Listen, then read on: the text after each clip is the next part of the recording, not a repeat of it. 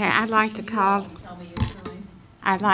the meeting of the Historic Preservation Commission to order and remind everybody in the audience that there are agendas back there and help yourself. The first item on our agenda is the consent agenda, which includes the minutes for April 15, 2019, administrative COAs, and new owner letters for March and April. Do I hear a motion to approve? I'll make a motion to approve. Okay. Is there a second? Second. Any discussion? All those in favor say aye. Aye. Opposed? All right, the motion carries. Thank you. The next item on the agenda, an action item, is the request of Evelyn Dickey White for an after-the-fact certificate of appropriateness to replace a standing seam metal roof and change the color from red to gray at 712 Hancock Street. This applicant couldn't be with you today. She did come from Richmond to our last meeting where we didn't have a quorum, and so then she had to drive home. She said that she could either wait till July or she's comfortable with you all speaking about her application without her present. Okay. So it's up to the So what commission. is your pleasure? Do you have a recommendation? We don't do that anymore. No, since it's your house. Your district. Yeah. Would you like Do we to? have the pictures of it? We can wait and hear from her in July or make a decision today. So that's the current roof there. Let's see. We don't have very many of the old roof.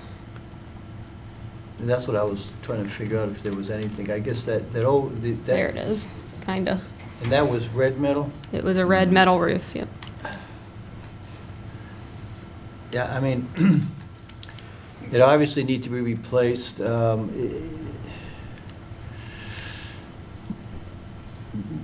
There was an issue that we were discussing today about metal roofs. The ridge cap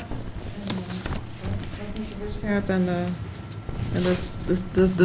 spacing on the metal. Yeah, and you can't really tell. And you didn't go, did you go look? You know, to be honest with you, I looked at this the last time it was on, and I kind of forgot. But I would move that it be approved as submitted, and it's there. It is metal. She did replace in kind. The color was the change. Yeah, the color I don't find. And the ridge cap. I think it's, I don't think the color is an issue. no. Okay, is there a second? Second. Further discussion? Okay, all those in favor say aye. Aye. Opposed? All right, she keeps her roof on. So. Keep the roof. The next action item is the request of Stuart Johnston to remove asphalt siding, restore wood siding, and paint in submitted color scheme that varies from the guidelines at 816 Rivermont Avenue. Per discussions with the owner, other facade work will be done in kind and can be approved administratively. Is Mr. Johnston here? Does not look like it. So Yeah. again, it's up to the commission if you want to act or wait for a petitioner. Okay. We could skip it and see if he shows up. Yeah, why don't we, does anybody object if we skip it and come back to it? Yeah, let's skip it. Okay. Action item number 3, request of the City of Lynchburg to alter the turret at 805 Court Street by adding asphalt shingles to a decaying membrane roof. The original slates fell off years ago and pose a safety issue. Is there someone here from the city to speak? Okay. Will you tell us your name and your position with the city, I guess? My name is Clay Simmons. I'm the Deputy Director of Public Works for the City of Lynchburg. Okay. If you would like to tell us about this. By all means. The main spire there has been damaged for some time.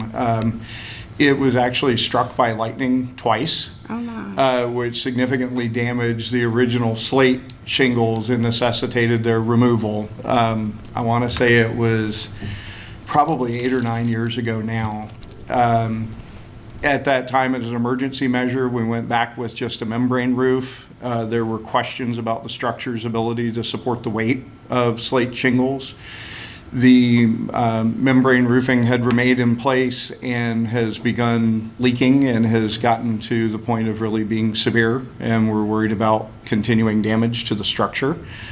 Our proposal is that we would be allowed to go back with a slate-looking asphalt shingle. Normally, we would not recommend this on a historic building. However, the height of the spire, as well as the weight considerations and just the overall cost. One, we're not sure that anyone is going to be able to really see that they're asphalt shingles from ground level. And secondly, the cost is, we believe, almost triple to go back with slate or even an imitation slate type roofing. Okay. Thank you. Are there questions of, I think, we had something similar to this on Rivermont Ave a while ago, where they had their roof was asbestos tiles, and they wanted to put a metal roof.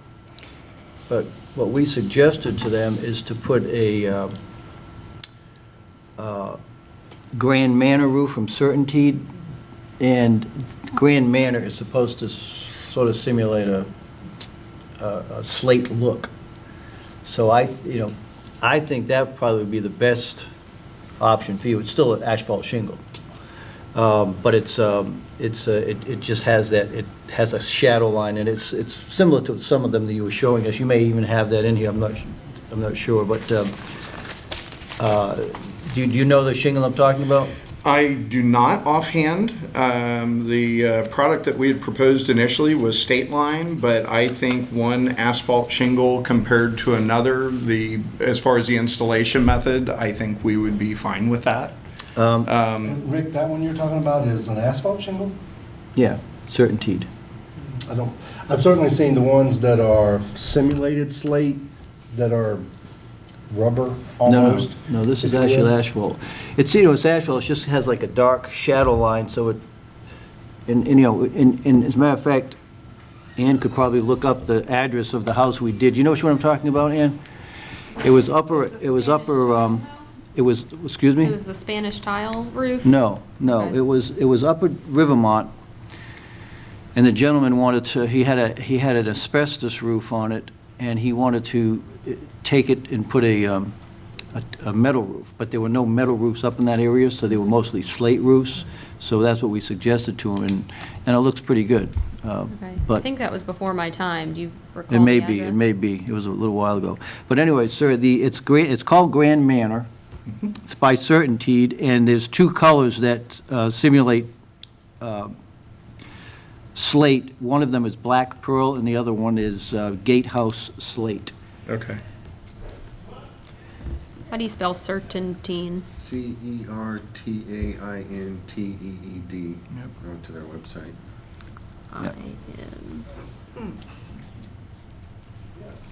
I think we would be amenable to that. Again, our concern is the installation and the loading on the roof, which if it's an asphalt shingle, that'll get us there. So if you simply have a preference for a different brand or color, I don't think we have a concern with that. That would be I acceptable think it'll just to give you us. the, it'll give the look of what was there. Okay.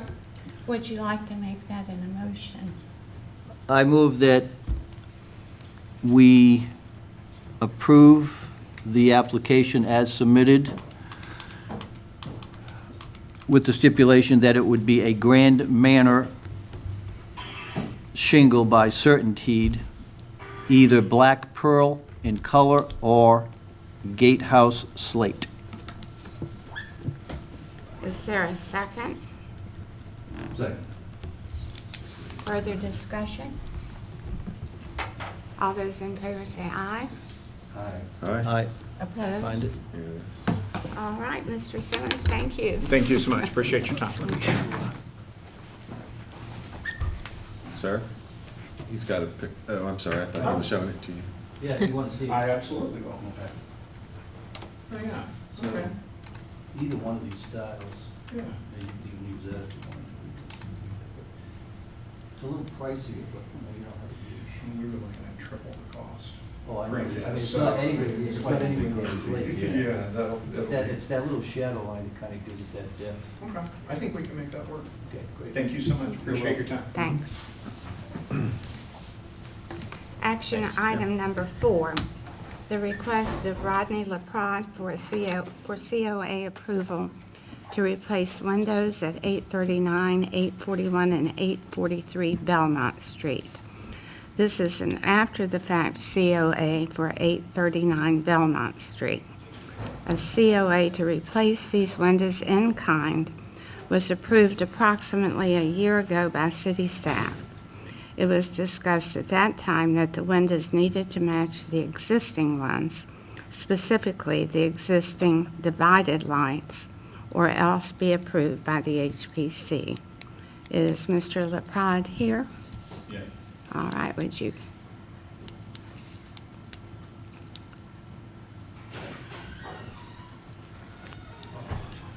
Welcome. If you would state your name and address for the record, and then Rodney LaPrade, representing for 839 Belmont Street, Lynchburg, I Virginia. I apologize for saying your name wrong. Oh, that's no problem. Yes. Okay, if you would tell us a little bit about what's going on here. Well, actually, I started the one on the end, which is not in the information in the packet, 837, and we went with a style, and I was under the impression that all the windows were to match that end unit that was first done about a year and a half ago. So we went to 839, did the same, and as you can see in the photos, there really wasn't any distinct pattern in any of these windows when I first bought them. All of them are completely different, like they have been replaced at one time or another. So we went with the same one that was on the end to try to make the whole front uniform, because as you can see, the one on the end matches the one on this, 843 matches 837. It's the same. So we wanted to keep those patterns the same, because you can look at the one on 841, that's totally different than the one that was on 839. Yeah, so nothing is, So we've got some 1/2s, some 1/3s, and some 1/5s. yes, sir. It's all over the place, yes, with those buildings. So we wanted to keep it consistent with the first unit there. Do you have a close-up? Can you back that up again? Well, that's the inside, right? So Okay, this is that- what it that looks one's like good right there. now. This is what it looked like when staff approved a COA administratively, so we're really only talking about this one It's just that one sash here. that's in the middle, Oops, yes. sorry, lost my mouse here. Staff is just limited in what we're able to approve. We're able to approve work that's in kind, so it needs to match like for like. And because we're doing inspections now, one of our inspectors caught this as it was different. And so that's why we're back before HBC now for approval. So the first two have 1/1s. Yeah, the first unit has, And I think they 37? might have Yeah, 37. always had 1/1. yes, just had this in, but they seem like they have been replaced at some part of the time of their existence. Okay. So I think Tom Martin approved the COA for this Yes. for in-kind work. And then I did this one for in-kind work about a year ago. Yes. Yep. So I was under the impression that with the And first so one, now we today, agreed upon all of we're them. trying to just get all of them to be approved. Because we were, So the first one and the second one were 1/1s approved.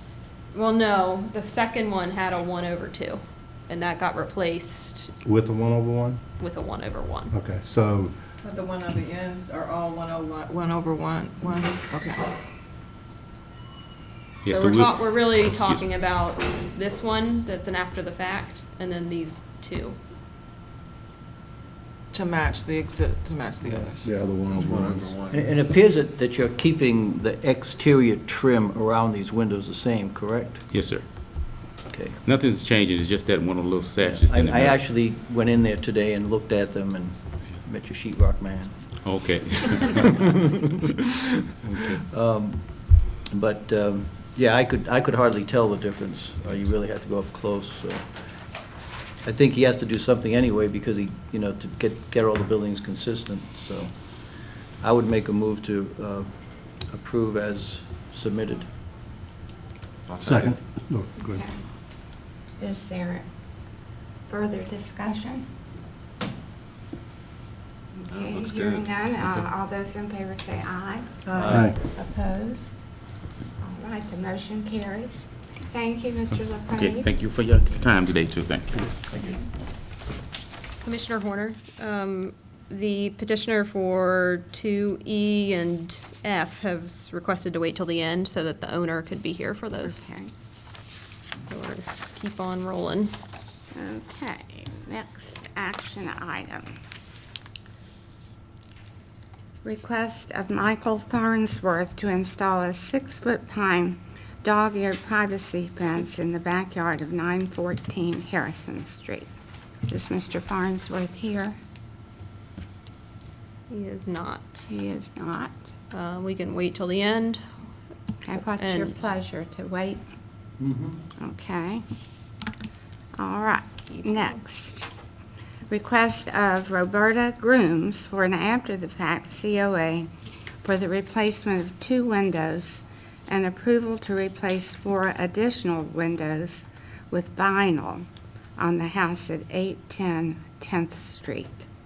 Is Ms. Grooms here? Okay, thank you. If you would state once again your name and your address, and then tell us what you're asking us to do. My name is Roberta Grooms at 1007 Federal Street, Lynchburg. Okay. And would you like to tell us about your request? Yeah, this is my carriage house, and we're replacing the windows. The ones at the driveway are the ones that was installed before we had got the stop work order.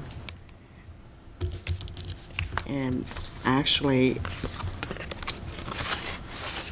810 10th Street is not on the historic register. It's a separate piece of property. When you look at the 10th Street area that has the brown signs that says historic, there's none that runs all the way back, and there's a Habitat house about 500 feet from the carriage house. So I'm not sure whether it's historic. Okay, It's not well, on the let's find register. out. So I've got the map here with the historic district shown. The darker green is the state and national historic district. The lighter green is the local historic district. And so the property we're talking about is here within the bounds of the historic district. The street signs are a designation, I mean, Yeah.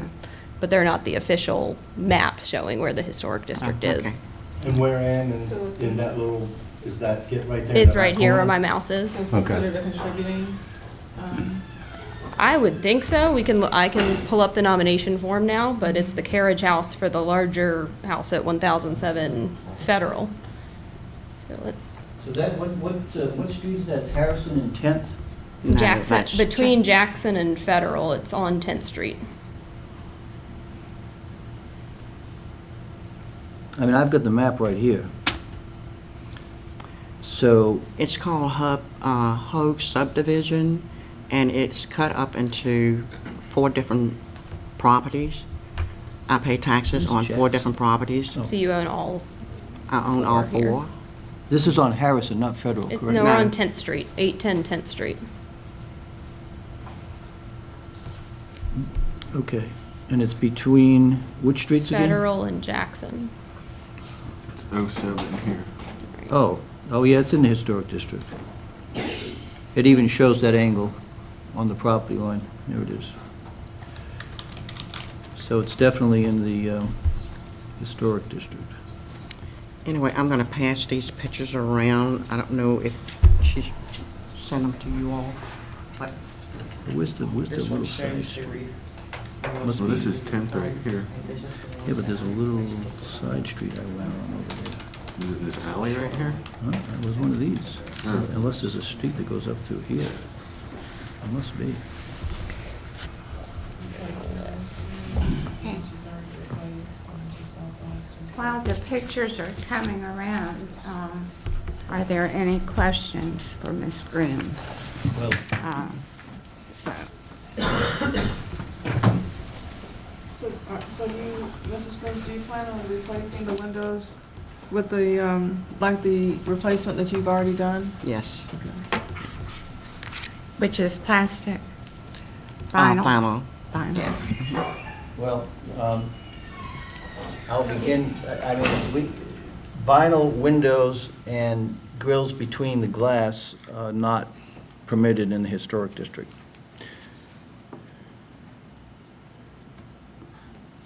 It's not cost effective for me to replace windows with the original ones that came out, because they are oversized and they have to be made. Well, I think what we normally do in this case, ma'am, is we first have to look at the windows that you plan on replacing to determine whether or not they're restorable.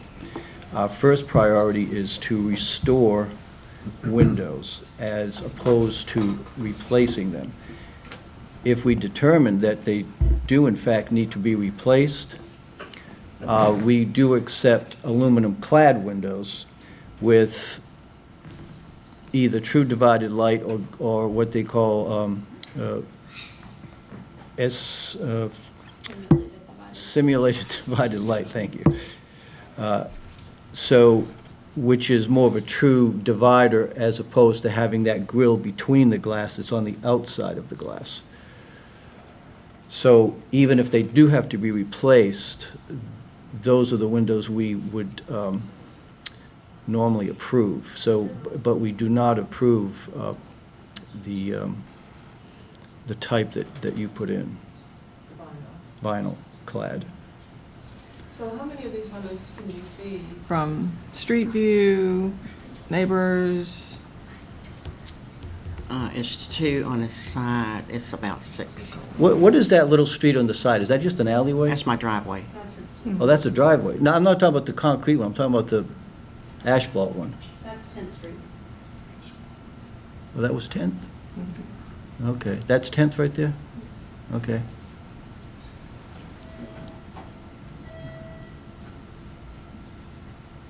They are, Here's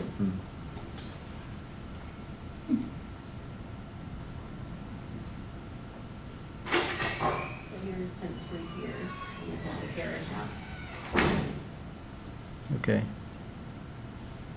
You can see Oh, yeah. Okay, I got it. I'm looking at it kind of upside down. I got it. Yeah, all right. So I wanted to make sure I was reading this correctly, that it was an historic district. Okay. So you basically see 3 sides of that in answer to your question. Other comments? I really think we need to look at what is there and make a determination as to Okay, what do I should hear be. a motion to table this pending, Well, the vinyls are not, they don't meet the guidelines, so I will make a motion that this application be denied as submitted because we do not accept vinyl GBG windows for the historic district. It does not meet the guidelines. is there a second? second. Any discussion? All those in favor, say aye. All right. Opposed? All right. So the petition is denied. So you have the ability to appeal that decision to council or submit a new application for a different material. I'll be sending you a letter with the notice of denial, and it'll give you the instructions for how to appeal or resubmit.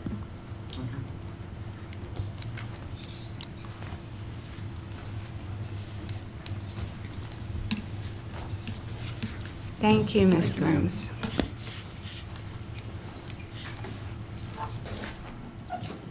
Okay, the next item is the request of Richard Morris to add board and batten shutters to the carriage house windows at 208 G Street. The parcel address is 205 F Street. The carriage house is new construction, replacing a structure that originally existed on site. Previous COAs have been approved that included shutters without specifying the design. Mr. Morris, would you tell us your name and address? Richard Morris, 205 F Street, Lynchburg. And I will begin by asking to be recused from the committee. You are so recused. Okay, so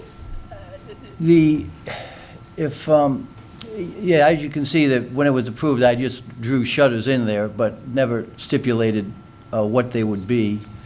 The reason that I wanted to put board and batten is because I was approved for board and batten for that little lean-to, yeah, and there's a few examples. So now, this one's a prime example, because this one here, this building pretty much has everything I'm doing. If you look at the main building here, it has clapboard siding, has a metal roof, and on the right-hand side, you see the board and batten with the small little square window. That's exactly what I'm doing on mine, that same setup. I've also got the barn doors on there, as you probably saw in the drawing. So I just started looking at these, and I noticed that a lot of times what you would call the accessory buildings would always have a different shutter. And the older the building, the more likelihood, and there's another one. Now, that, if you want to go back, that's very similar to what I'm doing, because you see the car, the pass-through there. Excuse me, that little porte-cochere, that's kind of the same idea as what mine is. And again, this one has board and batten. The main house to this building has regular slat shutters, I believe. So I guess my point is that they would change these. The accessory buildings would have a less expensive shutter. And a lot of times, what I was starting to say is the older the building, the reason for that is because a lot of times these actually didn't have glass in them, so they were actually used to close and protect the building from the elements. So, other than that, there is no real precedent in Lynchburg anywhere for this kind of shutter. They could have had them on their accessory buildings, but there's so little accessory buildings left. And even if they were, again, they would have, yeah, and you see another one, that was a little accessory building, that last picture. So same type of thing. And you can see here where they wouldn't have windows. So they would close them to protect the building from the elements. So it's just something that I wanted to do to just sort of give the building a little character, a little flavor of its own. Again, it's a new building. It's not it's not a historic building. So, and again, the building that was there, that we tore down, was very different than the house itself. As a matter of fact, it even had brackets on the eaves, like the arts and crafts type brackets. I opted not to. I thought about putting those back, and I still may. Of course, I'd have to come through this committee again, but I didn't put them on there. But I guess my point is that it did have different elements than the main house itself. So I just wanted to differentiate this building a little bit from the main house. There are no shutters on the main house, but the main house did originally have slat shutters, which I plan on putting back at some point. So the building that was there? There was a building there. It was very similar to this, and do we have pictures of that thing? It's on the street view.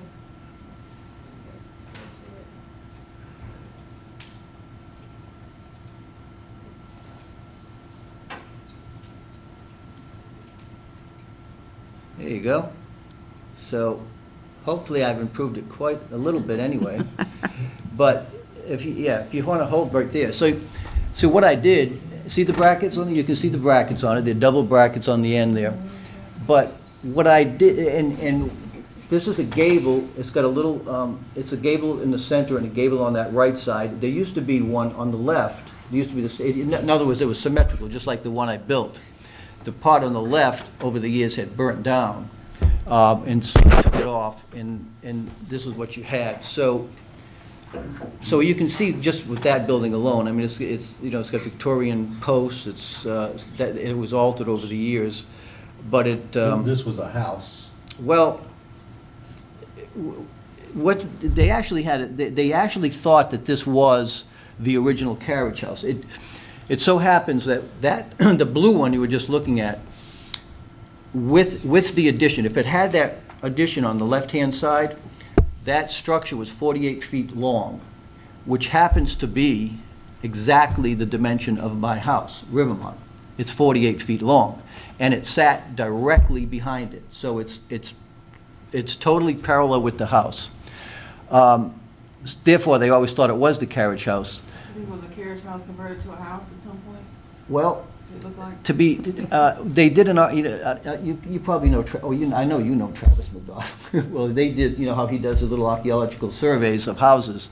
They did that on this house, and they came to the conclusion that it, in fact, was not a carriage house. It was built, however, about 30 years after Rivermont, but it had the same exact construction. So they figured whoever built Rivermont House built this. And if you look at the archives and the old Sanborn maps, and also in the old deeds, it showed that this little lot right here, I mean, literally, I mean, the lot maybe went 15 feet behind this house and not much further on either end. It was a small lot that sold for $7,000 in 1917 or thereabouts, which was a lot of money for a small lot. So and it also showed before 1917 that there was an accessory building on that lot, not in that location, but it was pretty much the same size as that. So I think what happened is they took this accessory building, sold the lot for $7,000, and they included that building with it. At that time, I think they took the accessory building, which might have been used for wood storage, coal storage, it could have been used for anything. Horses, it could have been anything. And I think they put it on that location, and then they converted it to a house. When was that house torn down? The blue one? The blue one. It was approved. Yeah, that That was went through the about, what, process? 2-3 years ago? About 3 years ago. Yep. Yeah, the blue one was just beyond repair. So with you wanting to put shutters on your home, which is historic, Right. and then to have different shutters on the carriage house, I know you're trying to differentiate the two buildings, that one is newer than historic. Is that kind of the reasoning for doing that? Or? Not that as much, but yes, but mostly because accessory buildings they would not have necessarily had the same exact shutters as the house. They could have been. Mm-hmm. They would usually, accessory buildings were just that, accessory buildings, so they didn't have they would put less expensive, I hate to say the word cheaper, but less expensive shutters or doors, or for that matter, anything on those buildings. So that's sort of the reason why I wanted to do that. I do like the look of the shutters. Any So- questions for Mr. Morris? Do I hear a motion? I move to approve as submitted. Is there a second? Second. All those in favor say aye. Noes? All right, thank you, Mr. Morris. The next item on our agenda is a request of Jonathan Baker to add steps and railings to the rear porch of 1004 Court Street. An administrative COA has been approved for the addition of storm windows. You skipped J. I skipped J? Ah, sorry. 29. Sorry, I'll back up. Sorry. Sorry. A request of T.J. Suzuki, I apologize, to replace 3 windows that were destroyed in a fire at 1129 Rivermont Avenue. Repainting in kind will be administratively approved. And I'm sorry to garble your name, My but, name's Jason Shaner. I'm the representative from Derbyshire Real Estate. We manage his Okay. properties. Okay. CJ Kazuski. all right, would you, There's some drawings and details of it, and this is actually going to be the Mountain at the. But on May 14th, there was a house fire, and this first unit is a quadplex. And this first unit was totally destroyed. That's gutted inside and out, and we're trying to replace those windows with like kind from the opposite side of the building. So we found a local window restorer, Harry Skodel. He'd agreed to make the windows. And that's what, those are from the inside on the other side of the house. What'd you say his name was? Harry Skodel, Okay. How do you spell that? I can look at my phone. We always need window restorers. If you got one, we'd like to hear them. Seeing Fumble? I'm sorry? Seeing Fumble? No, he's here in Lynchburg, downstairs in the bottom of the flea market building on Kemper Street, on the back side. You drive down and around, he's in the garage down there. And Skodal is spelled Skoldal. Get that in the minutes. Get that in the minutes. okay, are there any questions for It's Mr. basically building Shaner? to match existing. Yes, sir. We know there was some windows, it looks like, that had been replaced sometime before the owner had purchased it. And as we go through and replace any of the windows as they need to be replaced, we'll replace them back to original. So these are single glaze or double? They're single. They had storm windows on the opposite side, but we won't be putting a storm window back on, at least not at this time. Just so you know, all window replacements need to go to the HPC. Yes, ma'am. Okay. Is it just a sash, or is it? It's just the sashes. So No, just, the jambs are still in place? yes, sir. Okay. Do you want to see that? Are there questions for Mr. Shaner?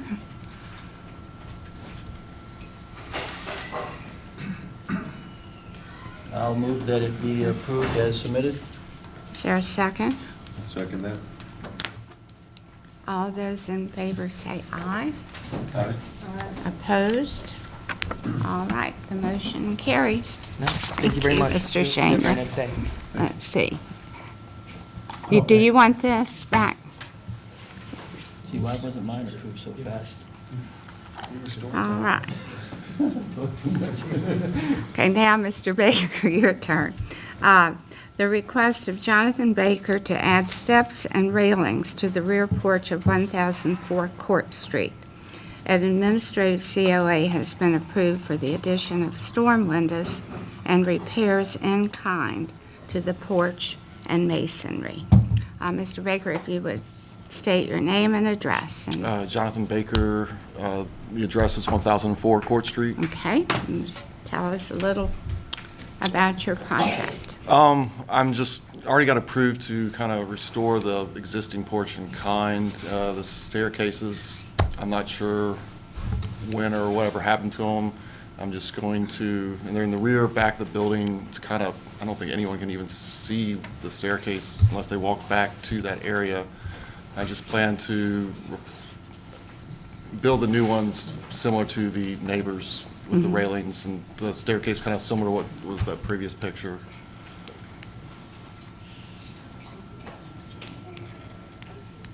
And judging by the neighbors, it looks like it's pretty specific handrail, and it has a pretty specific base, and I didn't actually go there, I'm just judging by your, I mean, I went here, but I didn't go to the neighbors to Okay. look at that rail. I don't know where that was. Was it on the house next door? Yeah, it was. Okay.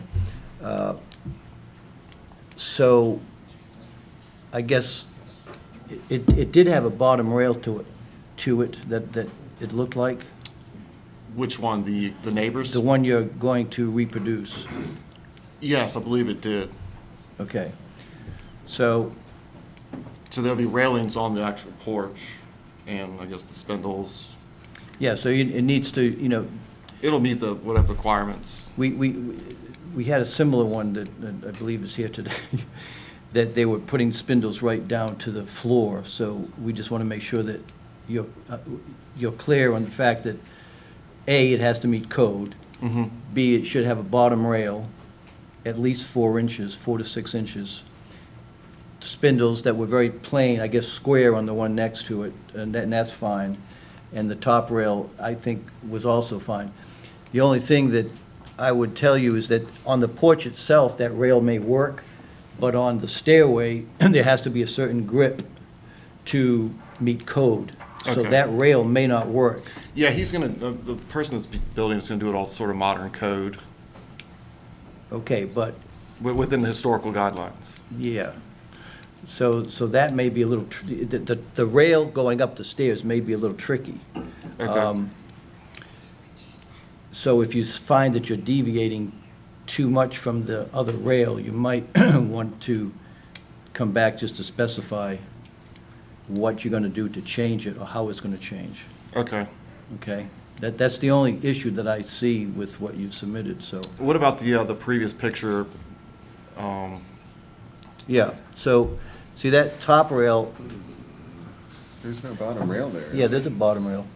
You just can't, I Yeah. think you just can't see it. Yeah, it's right there. So that's what I'm talking about. Now, so that needs to be at least the height of a 2x4. And I'm not saying 2x4 is the material, but, it's probably 4 inches. But square balustrades, and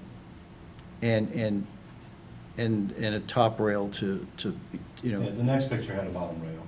yeah. Is there another? That one. Yeah. That bottom Yeah. rail there. Yeah. Yeah, that's exactly what we don't want to see. Okay. That one. But the other one was it something that you would like to see? Yeah, in other words, see, the rails, in other words, should, I mean, you can look at our guideline, you can see what, we have some samples, but the rail, the spindles, for instance, should sit on top of that bottom rail, Okay. not in front of it. Yeah. Like that last one. That's the initial, that's what I was pretty Yeah. much thinking of doing. I just That- didn't know if that the other type one of would thing. work. Yeah, they'll sit on top of it as opposed to be nailed to the side of it like that other picture. Okay. Yeah. Then I Yeah. won't do that. Yeah, not nailed to the side like that. Gotcha. Right.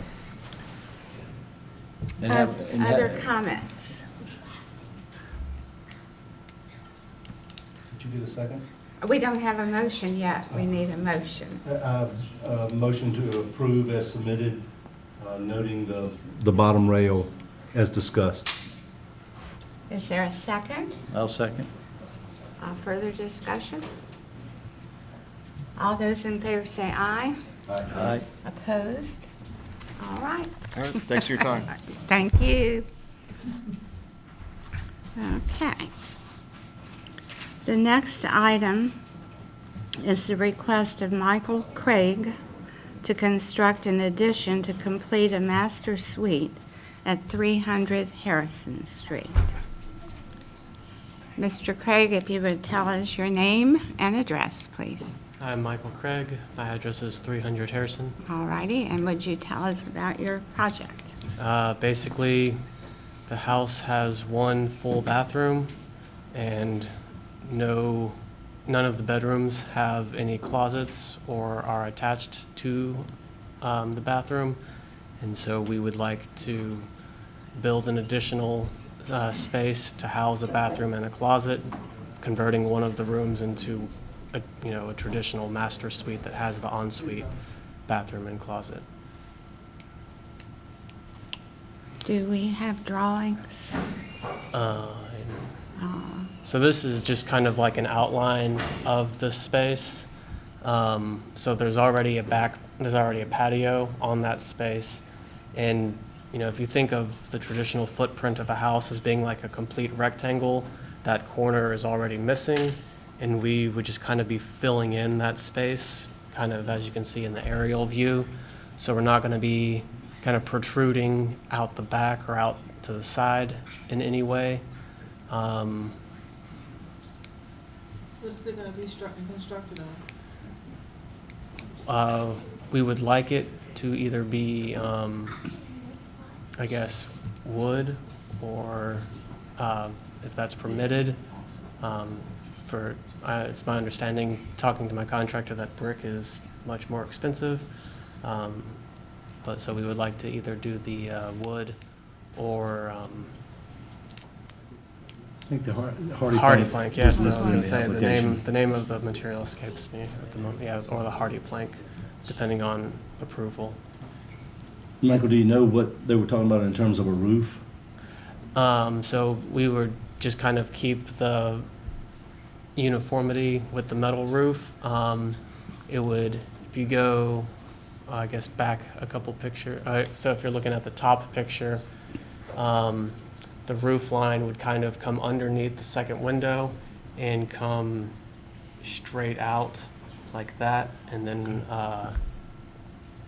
or we, I mean, I guess kind of, we're flexible depending on what is approved and what isn't, but it would just be the same metal, matching metal roof that we have now. We might kind of do it cornered to where it angles off to the side so that we could run a gutter and tie into the existing gutter instead of having to bring a new gutter down. In concept, I think we would not have a problem with this. However, we need to see what it looks like. That little picture there just isn't quite cutting it. Okay, I mean, what do you, Well, what we would require is a set of drawings that would show that side elevation, existing house with addition, and back of the house, existing with the addition, noting all the different, what the roof is, what the eaves are, what the foundation is, what the siding is. Nothing you've said here sounds, there's no alarm bells ringing with anything you said. I mean, I think you've been here, so you know the type of windows. Right. They have to be aluminum clad, so we need to know all that. so, I guess our current thinking is, since we've got two windows there labeled A and B, they would be covered up. The door would go where window A is, and so we would just preserve, like, remove those windows and take them to the exterior And, of yeah, the new and so- And house. see, we have to know all that. We have Okay. to see what, the height of the windows, how they fit in, the slope of the roof, how all that fits in with the existing building. Michael, the big thing is the roof. It could get, Yeah. you're gonna be really tight to the window B. Underneath, the sill of that is low, and how that roof is gonna slide underneath that window. We just wanna make sure that you can use the materials that you've said, and they work. They're a little close. Okay, so you're worried that the gap for the upstairs window, Yeah, if you tuck the upstairs window right up under the sill of that window, you're gonna have to have some flashing, so you're gonna coming down the wall 6 or 8 inches before you can start the roof, and then you've gotta maintain a certain slope and to leave inside height, so that you still have height of a room inside, out at the edge of B.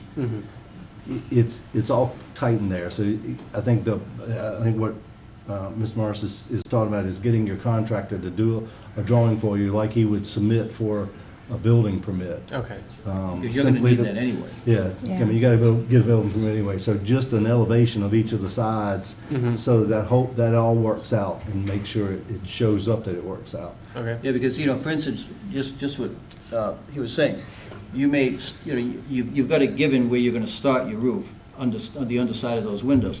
When you come down, you say, okay, we wanna do a certain pitch. Now, when you get to that pitch, you may not have enough headroom inside. You say, oh, we have to lift that pitch up a little bit. Well, that may not look right, so, so there may be adjustments. So you really do need to do a real set of drawings, because, again, you're gonna need them for the building inspector anyway. And to give us a little more to, go by, so that we can see that the existing house and the new addition are compatible. But you can change the material, we're not gonna, we're fine with doing a different material on the back. And we have, I think, approved hardy board before, so that's all fine, but we just need to see kind of what it looks like. So is it best to table? Yeah. And your elevations would be a takeoff from your floor plan. you know, if you, and, I won't get into that, but. Yeah, so I'd make a motion to table until we can see a little more in terms of elevation and roof slope. Okay. Is there a second? Second. Further discussion? All those in favor say aye. Aye. Opposed? All right, the motion carries. Next meeting is July 15th, so the deadline's going to be at the end of this month to make it to the July meeting, or else we can send it to August. Thank you. Thank you. Okay, the next action item is the request of Antoine Davis to modify 2 windows to accommodate interior renovations to the kitchen and bathroom at 850 Rivermont Avenue. Will you tell us your name and your address, please? Antoine Davis, and the address is 850 Rivermont Avenue. Okay, thank you. If you'll tell us about your request. Yeah, we've owned this home for about a year. It's currently vacant. It was being used as a rental. It has just 1 bathroom, which is the upstairs bathroom. And the current configuration just has a clawfoot tub. It's not very big, it's about 7 by 7. And we're looking to renovate the bathroom and then also the kitchen. But the window is kind of in the way. It really doesn't allow us to fit a standard tub shower and also get a toilet and vanity in to accommodate a more modern bathroom. And then the same thing with the kitchen there. It's bare enough room for sink, refrigerator, and stove. And we'd like to move the sink to where that window is, and then add a dishwasher and reconfigure the rest of the kitchen. And that particular window, you can't see in the picture, but there's mold down there in the inside of the house because it has hidden gutters, and they've been leaking. And we need to replace those. So that pretty much that entire wall, when you show the outside picture, has water coming down from the hidden gutters. Yeah, so on that side there. And you can see up in the far left corner where all the trim and fascias already disintegrated. So water's just running right down into that kitchen window there.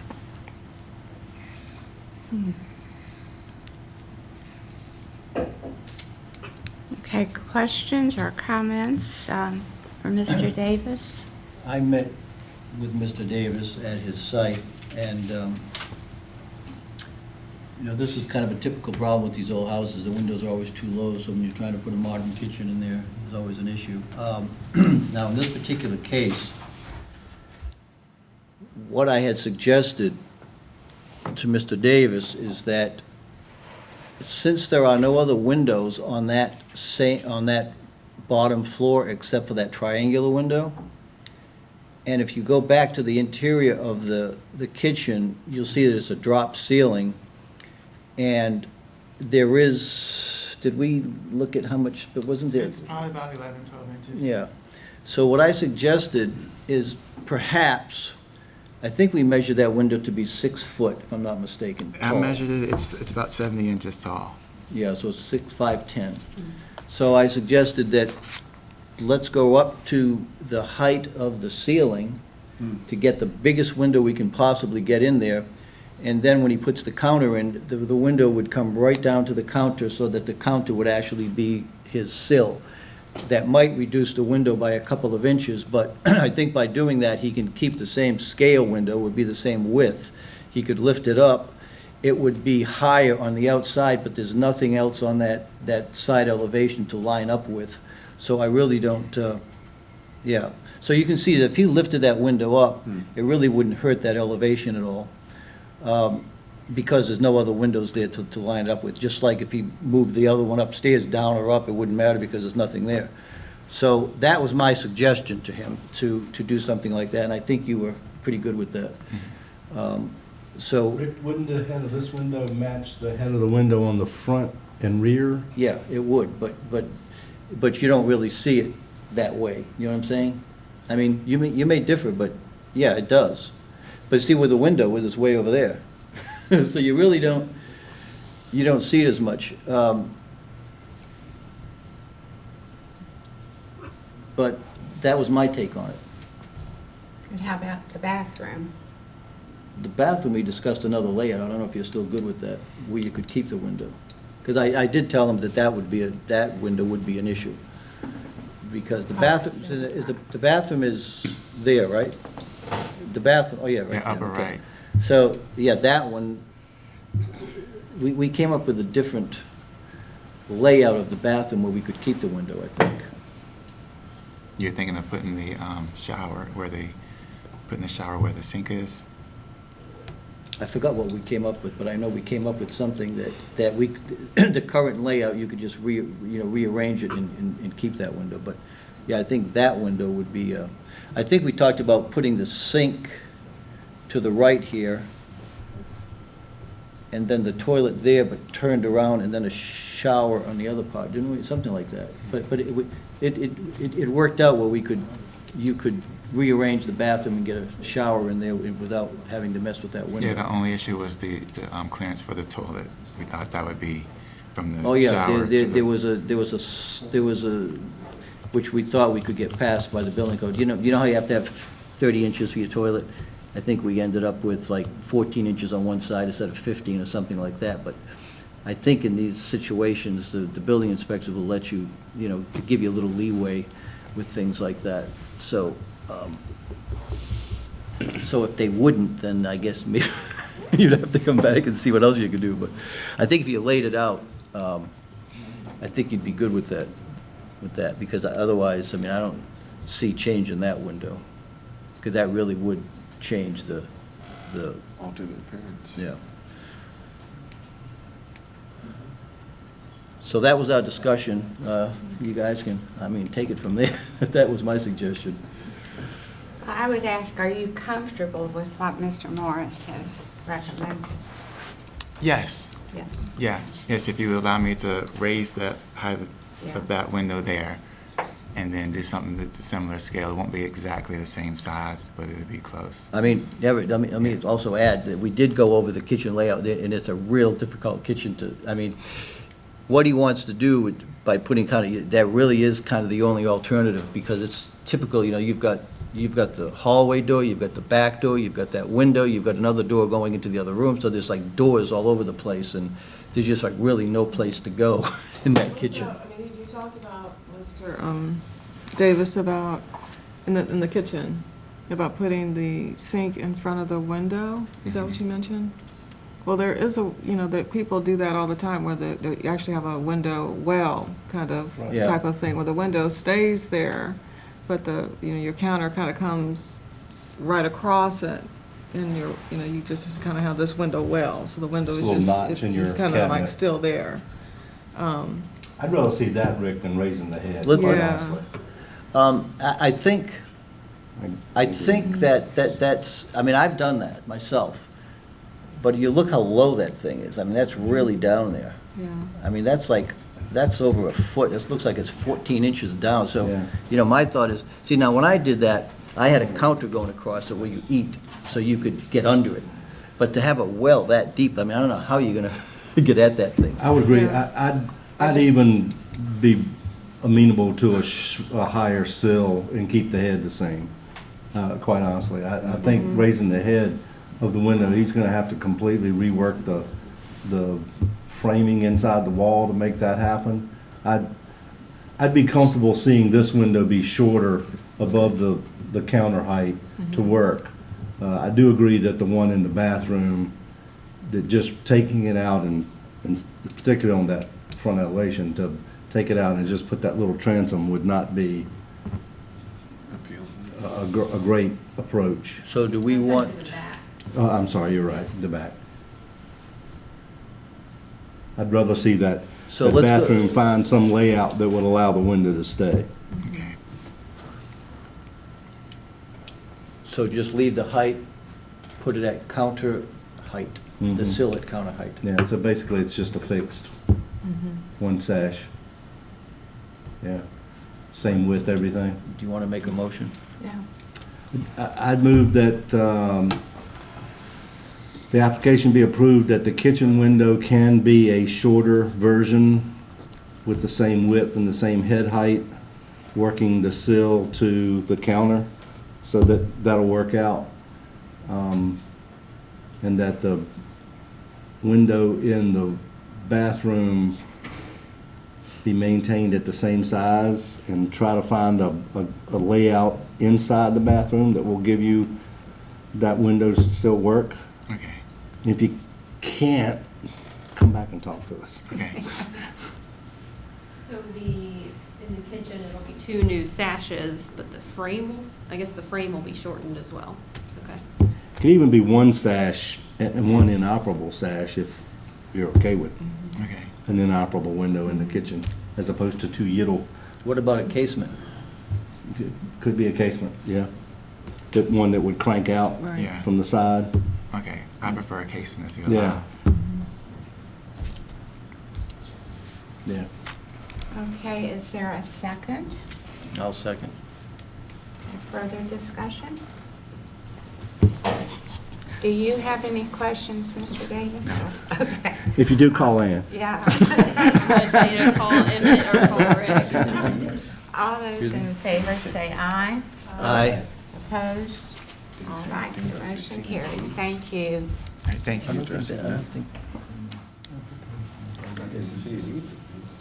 Okay, the next item is the request of Jackson 3 LLC to install a sign at 2244 Rivermont Avenue. The sign will use existing uplighting available from the Virginia School of the Arts. If you will state your name and your address, please. My name is Mitch Namro.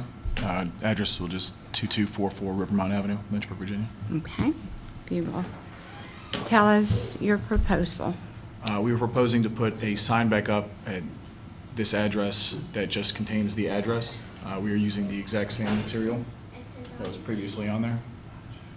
The wood screws that were previously on there will be used to put the sign up, and they will be drilled in silicone as they previously were. We were going to go with a matte black color, which it's not the same as the brown, but the brown would not match. So size difference would be, this is 24 inches, I think we're using. That's 14 inches, but This is we use 14. 24 inches to make up for what letters weren't originally in there. Yes. So what size were those? 14 inches. So the smaller letters, Small letters are 14, 36 on the it. B is about 28 inches. 28, And yours would be 24. the big one or the small one? The big ones would be 24, then when we go with the smaller underneath there, they will be smaller. The big ones, the R and the A will be enunciated to the 24 inches, and then we'll bring them back down to the 14 inches of crosshair. So it's going to be basically the same Yes. scale? It's the same thing, installed the same way. The only thing is that Changing the name. material changed a little bit, that's it. Yeah. Yes. Okay. And if you'd like to see, I have Is there- samples. Is there a size restriction from the city?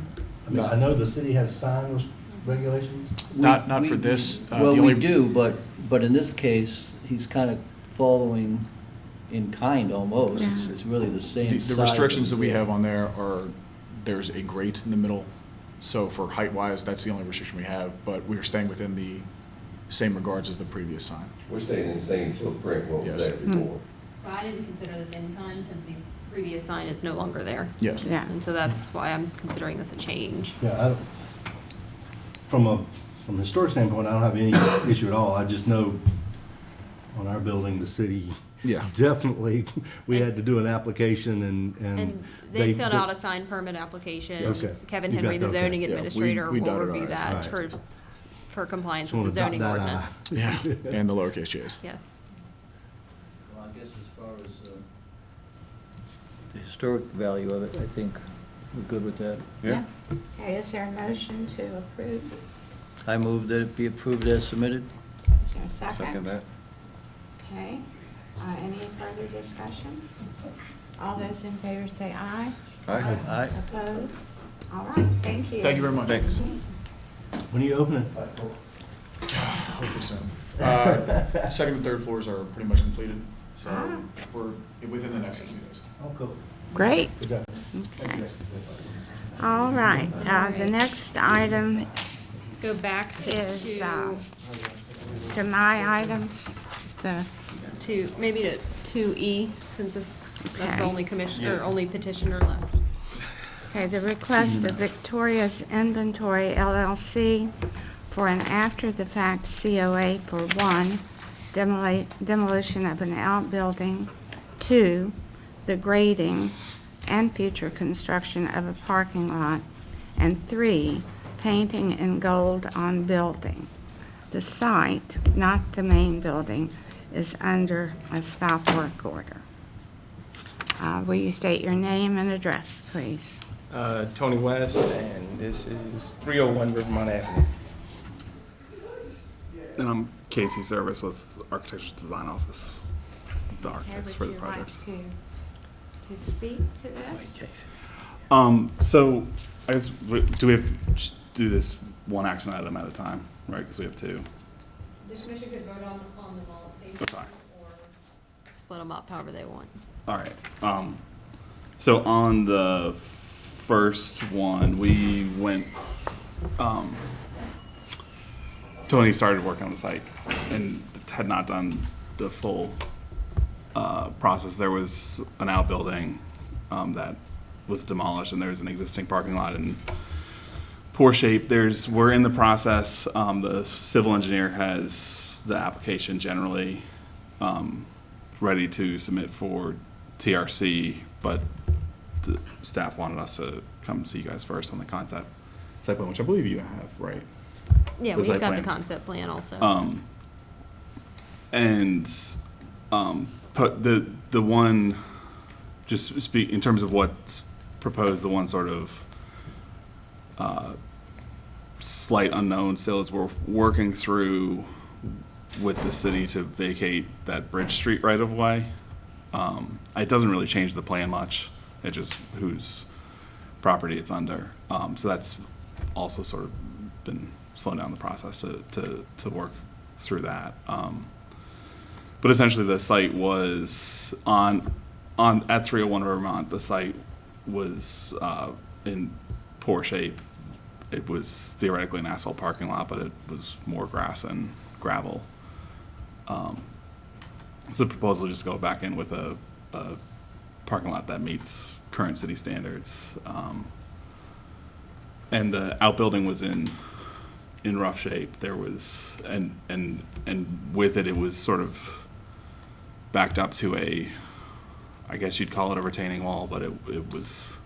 It was actually the previous building that they Yeah. had tore down and rebuilt that building, I think, and told me And about. it basically didn't allow for any significant parking on the site to meet current requirements.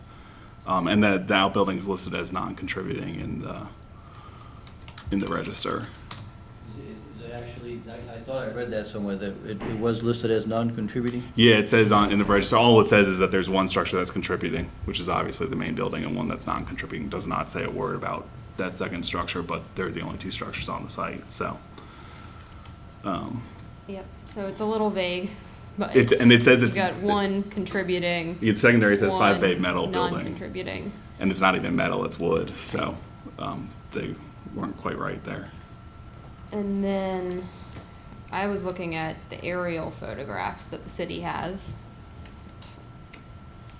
And so here's the main building here at 301. So this is 1941. You can see a pretty large building. And then 1955, it's still there. And then it changes completely by 1972. So I'm not sure if it's the building that was there in 1941 or not, if it was just shortened, or if it's a whole new building that was built in the 60s. Chopped it off. Yep, so here, we've got the Sanborn map, show a much bigger building than what was torn down. Yeah. That's the current one.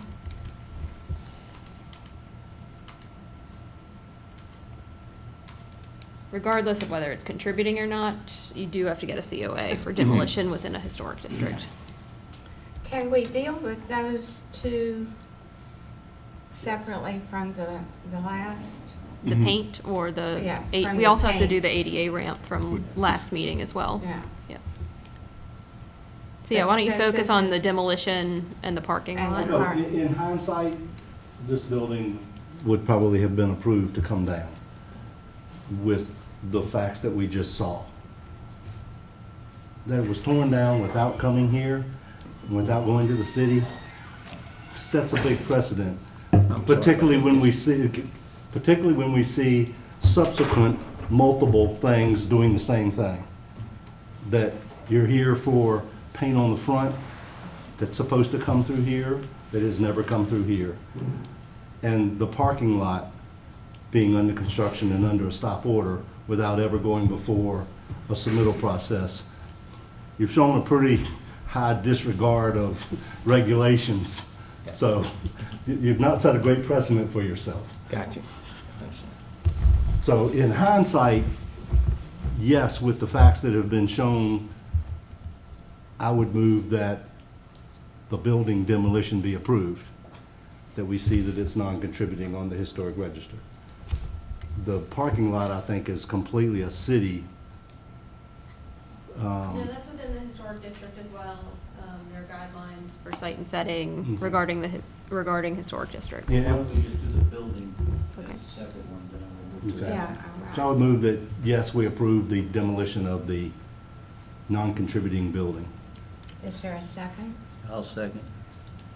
Any questions or discussion? Okay, all those in favor say aye. Aye. Aye. Opposed? Okay. So I have a question. Can we approve the grading until the street is, this issue of Bridge Street is? Well, I don't think you graded in the street, Yeah, so it's only on their property. Okay. Yeah, the street with, there's a street There there, we but go. there was never anything more. Right, than I've gravel. been down there, so I know, but, So the city has approved the new parking lot layout? That is not. They asked us to come to see you first to get an approval on the concept of, and the general, I Right. think HPC has, Struggling.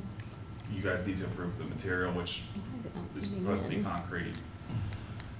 And site lighting, which we have a.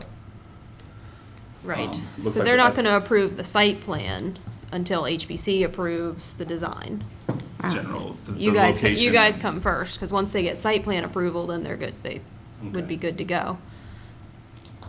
So how many parking Yeah. areas are we trying to get here? So we essentially have 11 spaces there on 301.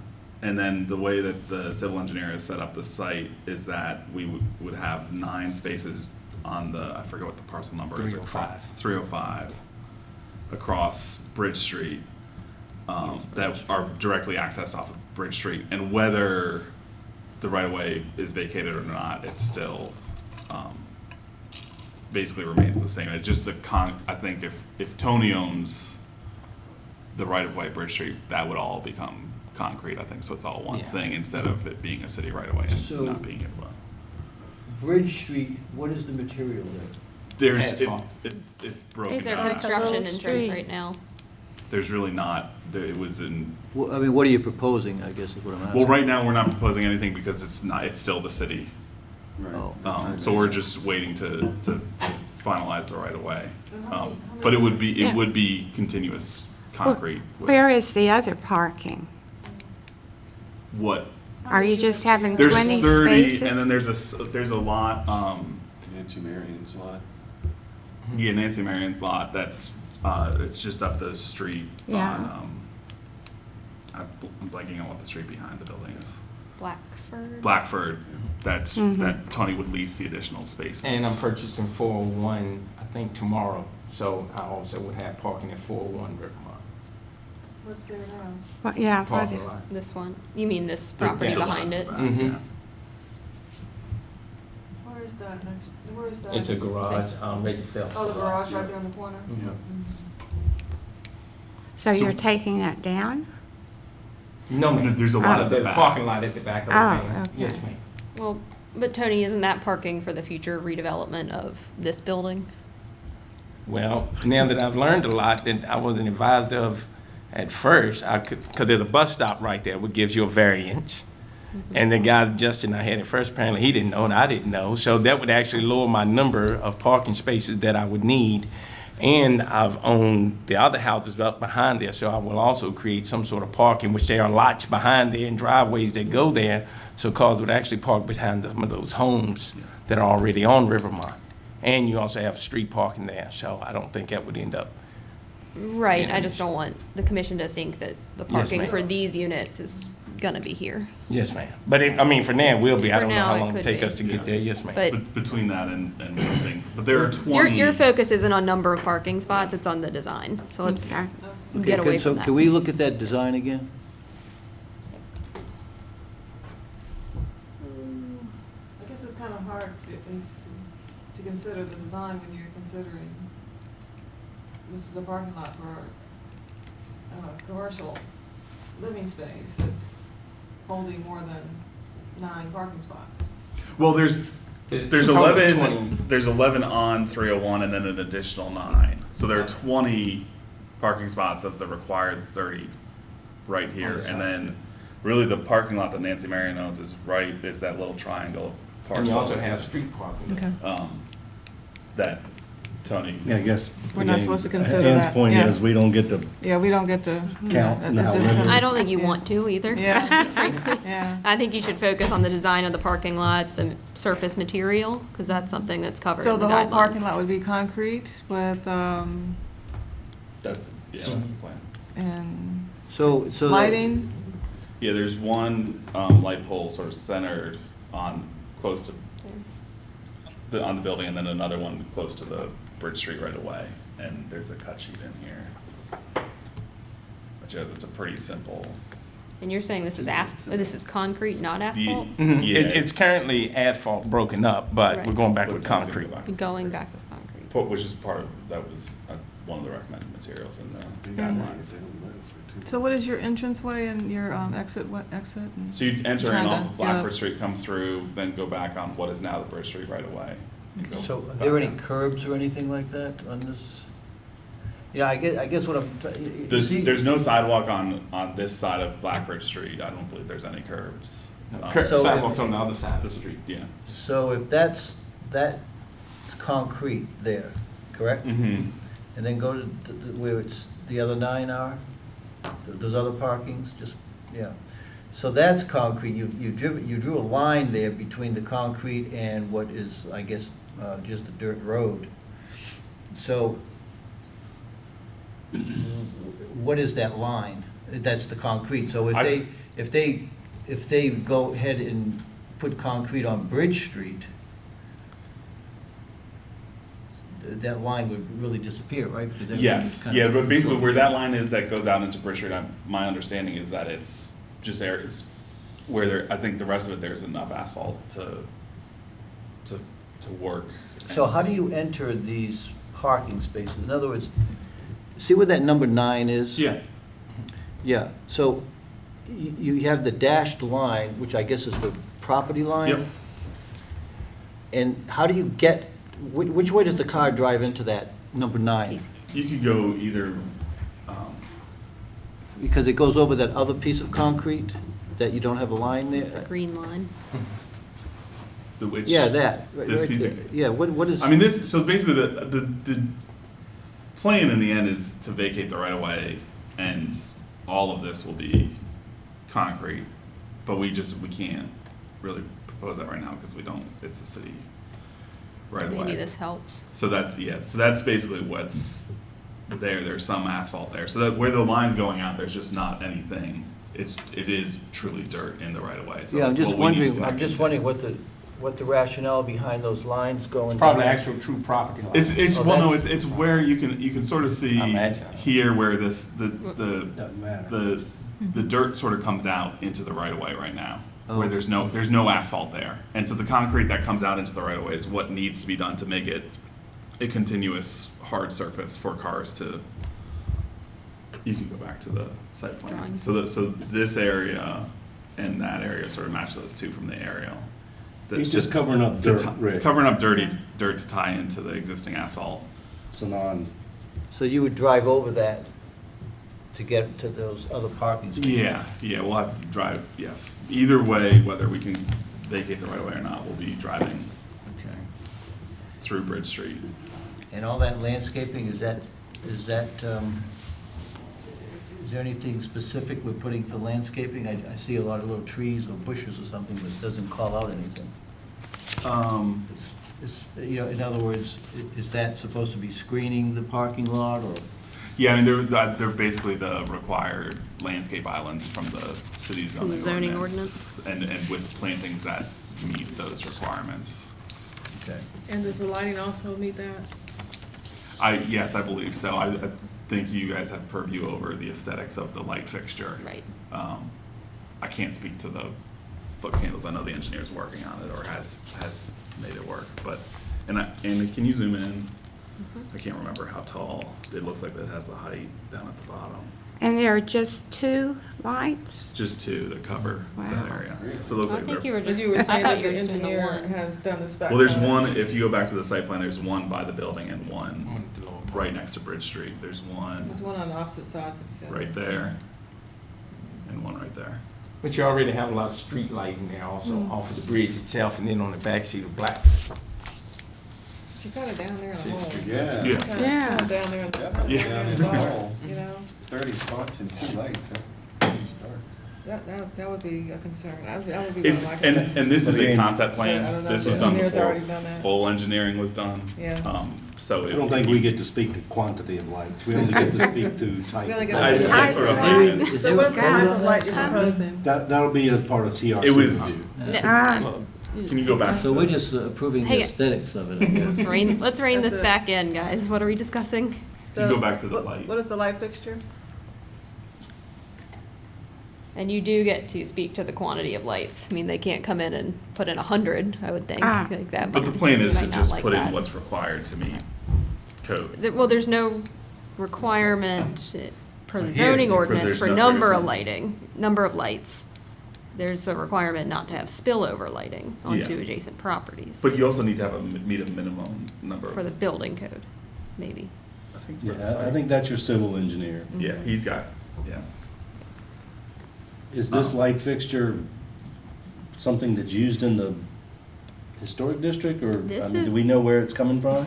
This light fixture was approved for 2001 Rivermont, the old Seven Hills School, for their parking lot. It's something that's Yes. minimal, Oh, that's 2001, okay. not obtrusive, but it's not trying to be historic either. I don't have a problem with the light fixture. Now, do you guys, I'm putting cameras on the outside of the building. Is that something I need to talk to you guys about? I didn't even think about that. I mean, it seemed like this is more than I knew it would be. I didn't know. No. And in terms of the layout and the material, I mean, the material is concrete, which is in the guidelines. So that, and correct me if I'm wrong, so in terms of meeting the guidelines, if it is asphalt or concrete, which is in the guidelines, rear yard screen with hedge stripe fences noticeable from the street, so it's not visible from the street No. because it's down below the bridge. In the front yard. Concrete.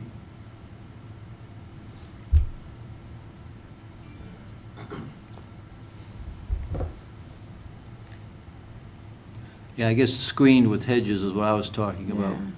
but, And I'm assuming there's curbs for the parking lot and drainage. I mean, Yeah, I haven't seen the fully engineered drawing, so I can't speak to that, but yes, it's being, he's. And for shrubs, I use a lot of grasses, so I don't know if that's something that it matters. It's it's just a mix of, I think each island has one. Again, I like a don't, larger- because of where the lot is down I mean, at you're the not- lower yeah. level, you we're can't not really- screening from Rivermont visually, You so can- that's a non-issue for me. you're looking down on it, so I don't know how you're gonna screen it. No, you can't, So- yeah. Yeah. So, Under your so, old oak trees. so it's the layout, lighting is the main thing we're looking at? Is there anything else with the parking lot? well, Is that it? Drainage, anything like that we need to consider? I think that's this- all civil engineering Yeah, that it'll be they all have to civil. approve and going through TRC. I would assume, correct, Ann? Correct. You're really approving the aesthetics of it. I move that it be approved as submitted for the layout and lighting Lighting fixture. fixtures. Is there a second? I'll second that. Okay, any discussion? I'm still stuck on the number of lights and if that's something we're supposed to address or not. Yeah. Well, each of the balconies also have lights on them. Also, if the number of lights changes, we can resub. Yeah, I've got to think that the civil engineer is going to have to meet, Yeah. like you said, a certain foot candle Distance. across. Lumens or Yeah, whatever. Exactly, Yeah. it's a Okay. foot candle. And then count. because you're on that bridge, you have so many lights coming. If you actually go there at night or in the evening, it's lit up rather much right now because of the city's bridge that goes across there with all the light that actually shines down from it. And, you know, on Blackford Street too, also the city has lights back there. I guess that, you can't say. I guess ultimately it would be you would want the lights because your Yeah, tenants people wanna would feel want safe. to feel, right, Yeah. right. That's it. Mhm. Okay, any And I other- guess I'll probably put one on the other side of the building. Then we're talking about it, I wasn't thinking about it, on the left side of the building. I imagine we'd have some sort of. Your light on building there. mounted lights there. What's on that? All the patios. Yeah, I know we have lights on the patio, but I don't know if everybody saying light, I put another light on that side. There's a city street that comes down between you and, no. No. There's green space between you and Nancy. Nancy's building, right? Yeah. Okay. Well, we put a sidewalk on that side of it. Okay.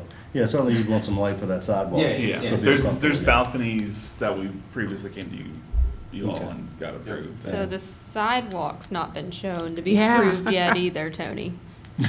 So I thought you I might didn't want know. to I amend thought your we'd already motion. approved the sidewalks, and the first time we came, that's what we were over that building, when we actually tore the building down, because We showed, we were showed just the putting sidewalks in. balconies Yeah. Are you with, sure? down on the grade. All right. Well, I'd bring it back on your drawings for TRC. Okay, well, I'll make sure Justin knows. Yeah, because it's finished, I don't know. I know. And that's how we kind of evolved into the tearing down of the building, because we were over there putting the sidewalks in, and everybody, you know, I just got carried away, not meaning to, like, you know. Because, you know, when you approved the balconies, you had to put the sidewalk in order to get the footers in. That's why I didn't understand when everybody said, well, you can't do site work, but you approved for me to do the sidewalks. So if we're doing the sidewalks, you have to put a footer in. If you're doing the footer, you're doing the grading. So you have to kind of do it all together. You can't. So my ignorance, I thought, well, when you approve one, it was for everything. Tell us up front next time. Yeah, I just didn't know it was something that I've never had to Okay. get this before. Thank you, know, Mr. some West. stuff, but I've never did that. Thank you. There's a motion on the floor. All those in favor say aye. Aye. Opposed? All right. All right. So Now that- paint. now Something about the the painting in fronts. gold on the building. So, Tony picked these colors, but Well, the colors actually were well, they were already there, Oh, were except they there was there? a dark green. The light green was already there. The building, if you go to the previous color, it was pretty much close to that same light green. I just added the gold there. What light green? The area, the light green on the It's the actually light trim. green of the trim. If she got an older picture, you can tell that it was there. You see a little bit So, of the and window and that, the that top. area of the gold was painted Up there, that little. Yeah. previously, so he hasn't, Yeah. nothing's No, been no, no. painted that What wasn't. color was it painted? Was it dark green? What color was the gold brick before? It was, I believe it was was a dark green. I green. can't remember. It was, if you got an older picture, but it was painted. I only painted what was painted. So I was trying to figure out which colors I was going to use. I still hadn't decided all the way. I was just Well, I trying will to. say that gold is much brighter than what was there because I. Well, I was trying to make you I look didn't at even it. know that was painted before. I come out on D Street every day and I've I guess never it was noticed the that. same. You see, that's the same color green. I was the just same trying to color make you green. actually notice the front of the building. You to did. get you to look. Yeah, you did. That's an old shot, and This is Google Street View. Oh, yeah. So that's the same color green. I got rid of the dark green. I didn't like that, and I went with the newer one. And those shutters with that, what color were these shutters? The same as the front of the That's building the there, green. the post. That A light green, yeah. that's good. I'm Let's go back to what it is. trying to remember green. Thing. And then I just carried it there are more throughout the shutters windows now. instead of the dark green. I didn't like that dark color. I thought that looked old. So here it is today. Sorry for the glare. So where the gold is in between the columns on, It used to be on the green. portico, used to be green? It matched that. But it was a dark green. It was dark green, and right there was a light I would've green. never- So you No, didn't it was notice the same light green. See? Oh, yeah. I think it just Yeah, always see it looked there. dark because Because of the it's in shadow, shadow. the one we were taking Right. pictures. But And you so had what- dark green on the windows. And I which went is light now green instead of the green. dark there. Yep. I was trying to. And you painted, I see. Is that porch painted, or what's the porch there? Is that, what color is that? Light green. Light green. That was the is color red. it was right there. It was that color. What color is it going to be? That color right there. I just painted it. I painted all the windows to match what the front of the porch was and got rid of the older, darker color. You brought in the Here, color. colors submitted. Are we calling the color under the portico now green? That's a green, yeah. That is a green now? That's It's green. not gold? No. The- Oh, it is gold. No, One it's section's gold. gold and the other It's section's gold. green. Let's see those little color swatches again. Those are the two colors you used? Well, and one of them's a blue. I'm not gonna use the blue, but I mean, that's what's on one of the doors now, so Ann told me I need to bring those colors down, so I bought what we had. So that grayish color, that's the porch? Yes. That's It's the- it's a And green. that's the and that's the- goldish color next to it? Mm-hmm. That's the brick and the shutters. What color is that, say? Afternoon what? Afternoon, and then the Sherwin-Williams code. Oh, afternoon. What's the other one, midnight? Something sage, is that? It Yeah, looks some sort of sagey. sage. Got it. Garden sage. Here. And the Let's garden pass sage is this. pretty much what was there. So as we see it is pretty much what you're gonna do, as we see it today? Yeah, yeah.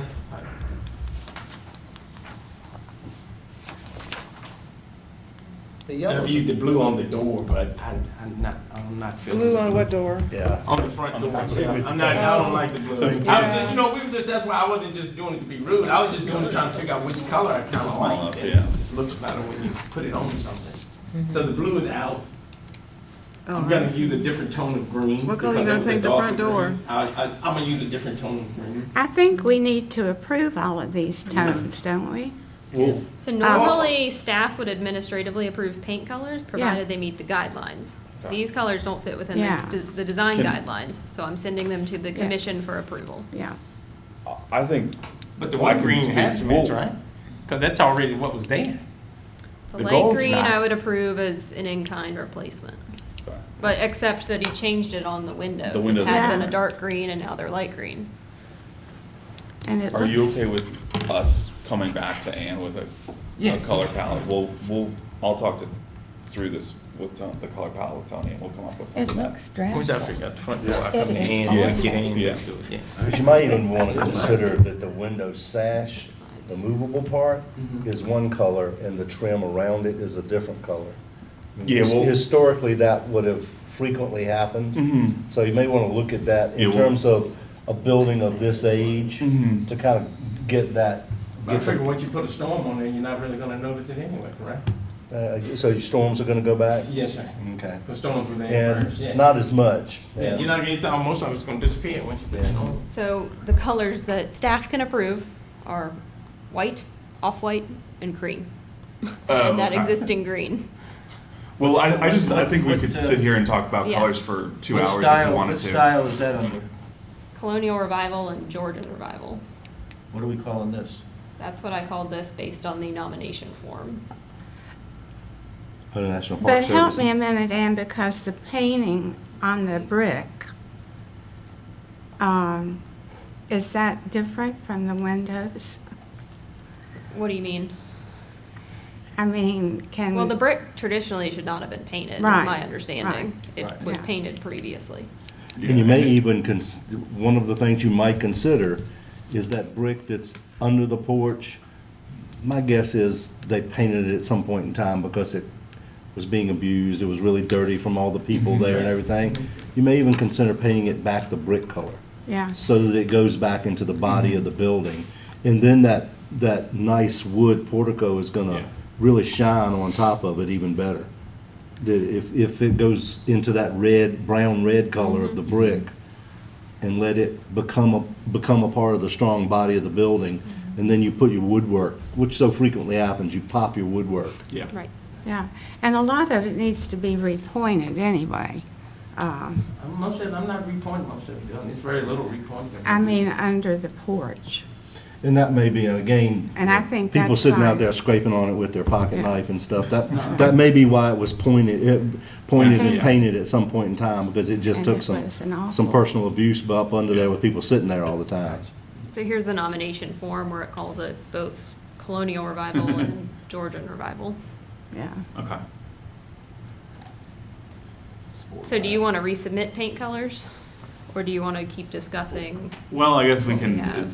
you guys can speak to these specific colors and then we'll go from there if we change anything. Well, I mean, the guidelines kind of give you a guide, that's all it's for. I mean, you know, Yeah, we've and you don't approved- meet we've the approved guidelines. colors outside the guidelines. Big time. Don't let the guidelines tie you down. I get so many houses to do up there, and to do them all in white would just kind of make me bored and tired of I- not even want to do it. I 100% If agree all with I'm you, just Tony. do is white, it's like, what's the fun of doing it?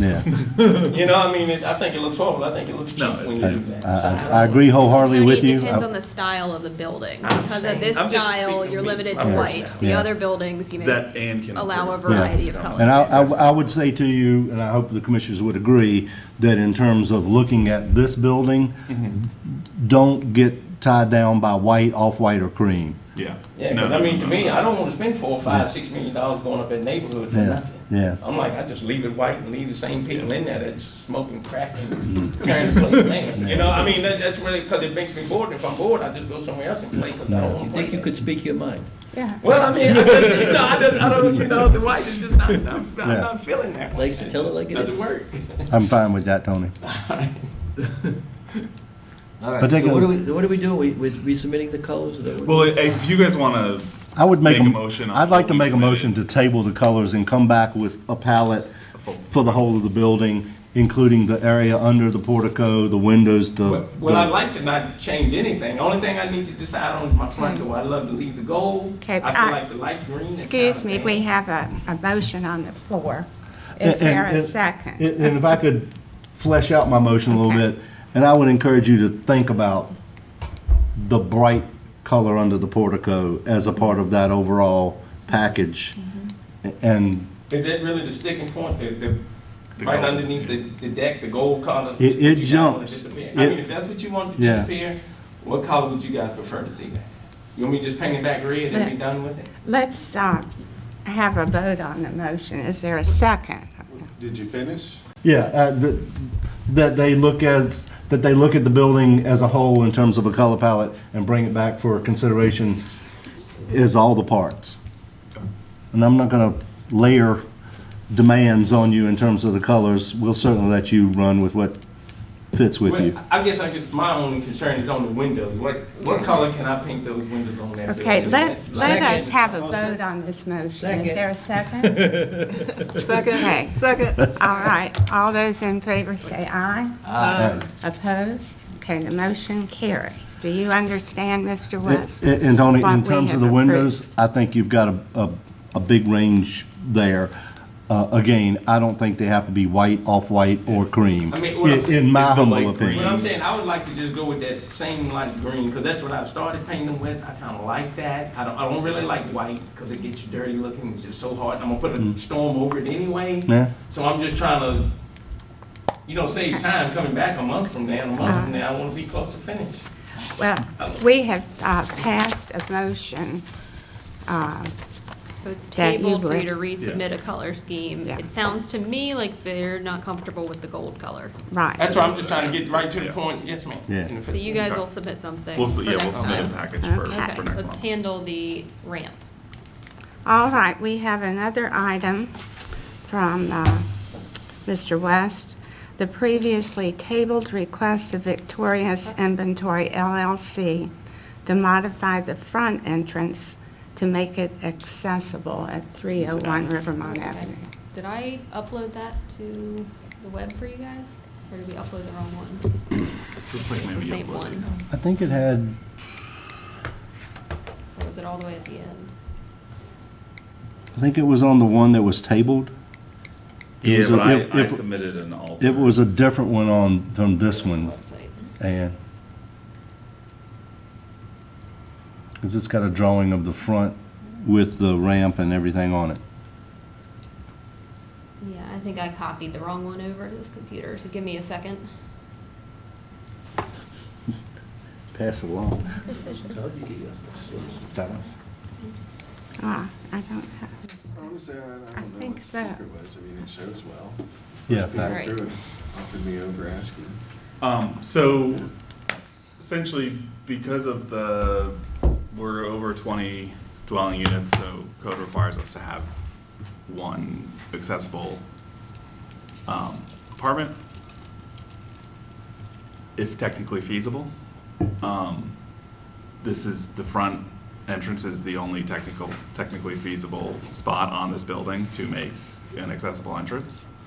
The porch is currently about 12 to 14 inches above the sidewalk. There's 2 steps down, directly centered. So the proposal is to essentially build a concrete ramp and landing and step that's parallel to the sidewalk that provides access to the building. And then at the same time, there's a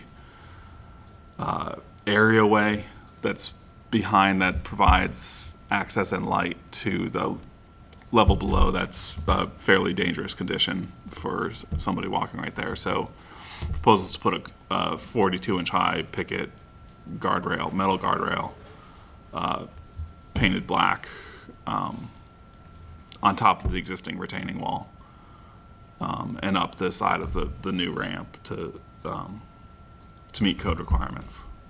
The new ramp doesn't have pickets, it looks like.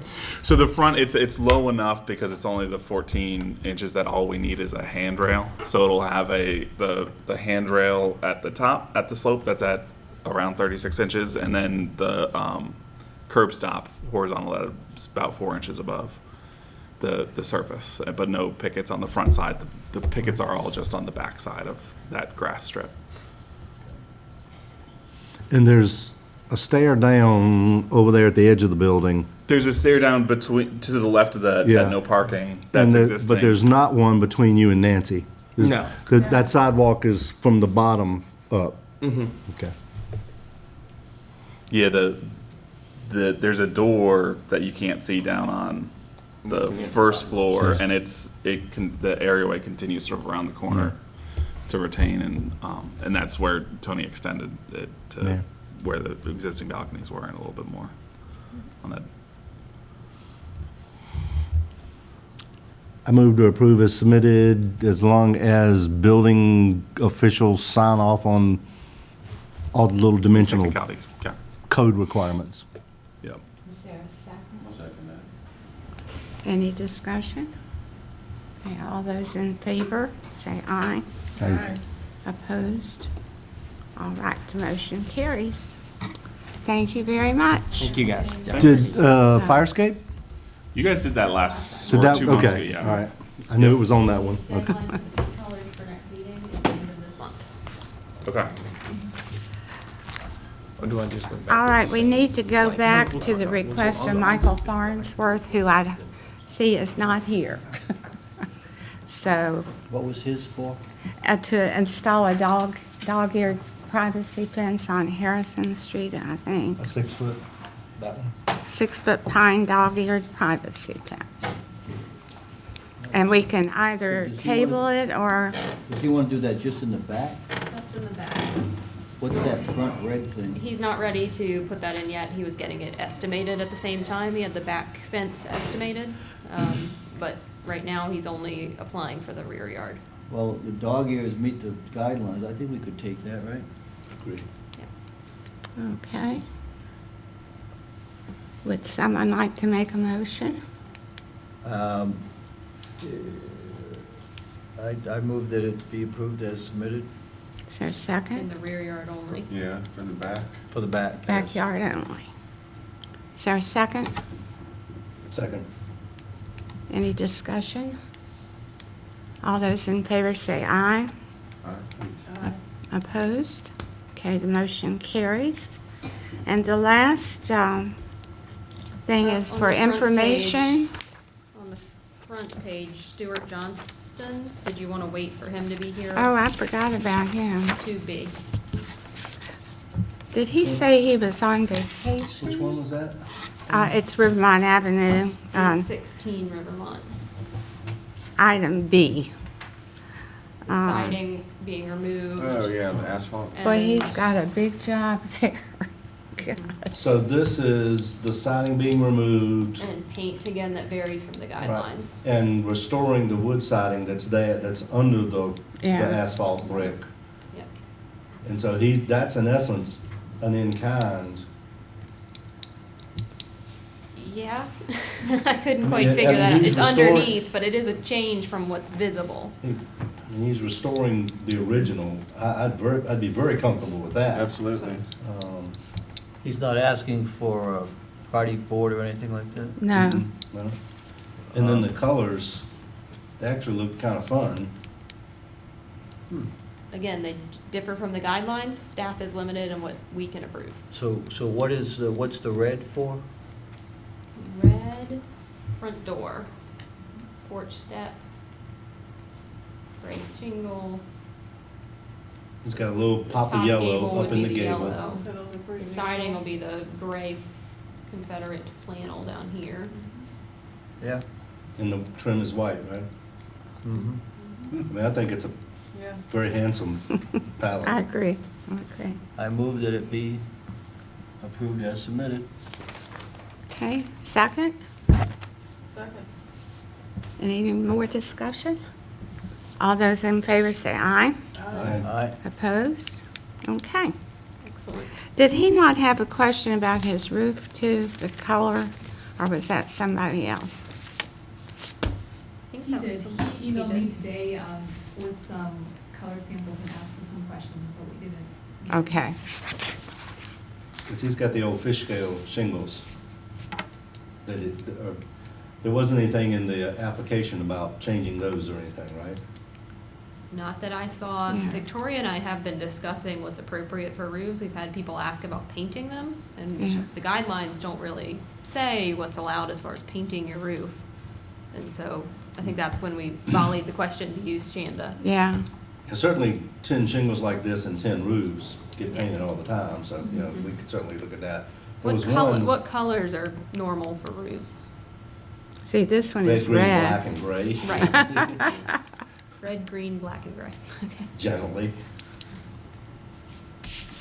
So I guess he Didn't we might see come one- back. Wasn't there something that had there was an asphalt shingle and they wanted to paint it? Do you remember that, Victoria? I'm not remembering that. It was the one that you had, was this the one that you had asked me about? No, recently asked you about 10, 15. That's one that hadn't come forward yet. Correct, it hasn't come forward yet.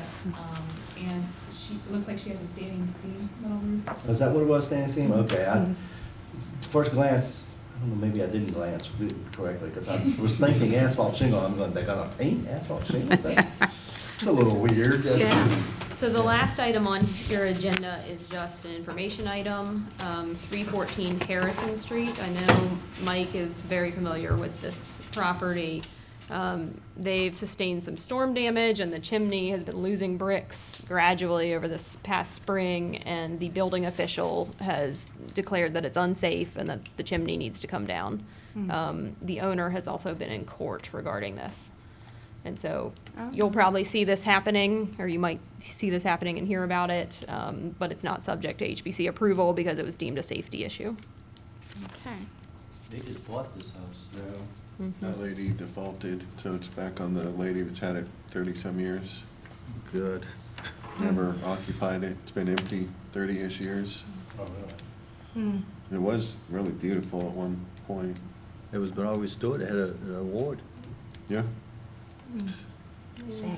So It's this house. the legal action is that it's being required to be repaired? Removed. The chimney is going to come down. So what, is she required to then somehow close that void, or what's the expectation? Yeah, the house has to be in compliance with building code or property maintenance codes. So yeah, so it'll be covered over. So in a historic district, we're saying that a historic chimney, because it has some damage, has to come down. It would seem like the enforcement would be, you've got to repair it. I mean, to take a chimney off of a historic house drastically changes the image. and the it's aesthetics. two of them that are So- falling apart. One's I much mean, worse. and wouldn't it be cheaper to repair it? I would think. Apparently think. not. To take Should- it down is cheaper. Who, You know, so, she may have been given the option at some point to either repair it or take it down. You know, either way, it needs to come into compliance.